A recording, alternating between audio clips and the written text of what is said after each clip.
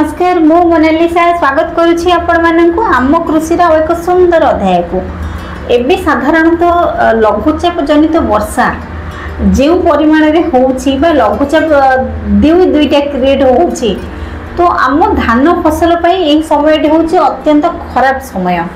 एही समय रे आगे फंगस मानकर आक्रमण वृद्धि पाई थाए एवं धान फसल रे मूल सड़ा रोग आपण देखिथिबे। एही समय रे निश्चित भाव धान फसल रे मूल सड़ा रोग लागि कहीं धान जमी रे प्राय सबु बेले पानी जमिकी रोची पानी निष्कासन हो पारु नाही वर्षा पाई तेणुक फंगस मानकर आतंक यही समय देखा आपण पाइबे। तो आज वीडियो रे आमे आलोचना करिबा धान फसल रे जो मूल सड़ा रोग लागुछि सेही मूल सड़ा रोग को आमे किभली भाव रे नियंत्रण करि परिबा आज वीडियो रे आलोचना करिबा। जदि आपण माने आम कृषि यूट्यूब चैनल रे नुआ किंबा आम कृषि रो एही वीडियोटी आपण मानक पाखरे प्रथम थर पहुंचीची दयाकोरी आम कृषि यूट्यूब चैनल को सब्सक्राइब करंतु वीडियोटी को अधार स्किप न करी शेष जाय निश्चय देखंतु।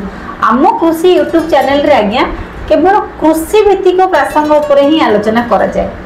धान फसल रे आज्ञा जेतेबेले मूल सड़ा रोग लागि थाए धानर चेरु को पूरा दुर्बल कर दी थाए। धानर सबु शक्ति आज्ञा गछर मूल पाखरे बा धान गछर चेर पाखरे।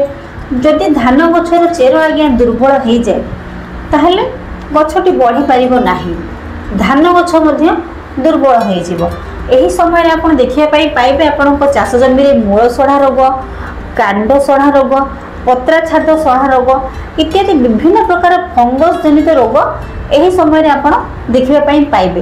तेबे केउ प्रकार फंगस जनित फंगिसाइड आमे पकेइबा जहा द्वारा एही रोग को आमे समूले विनाश करि परिबा आसंतु जानिबा। धान फसल रे आज्ञा मूल सड़ा, कांड सड़ा, पत्रा छाद सड़ा एही रोग को नियंत्रण कराय पई हेले हमको सबुठ भल फंगिसाइड प्रयोग कराय पई पड़िबो। तो सेथि पई आपनको नबा पई पड़िबो हेक्साकोनाजोल 5% ता सहित भालिडामाइसिन 2.5% एससी। जदि आपण 1 लिटर पानी रे 2 ml लेखा नौछंती कि आपण चाष जमी रे प्रयोग करूछंती निश्चित भाव में एही सब फंगस मानक आमे नियंत्रण करि परिबा एवं हम धान फसल को सुरक्षा दे परिबा।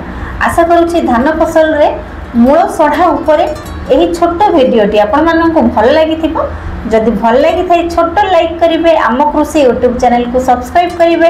रहिली नमस्कार मु मोनालिसा। देखा हबो आपण मानक सहित आउ एक सुंदर अध्याय रे केवल आम कृषि यूट्यूब चैनल रे।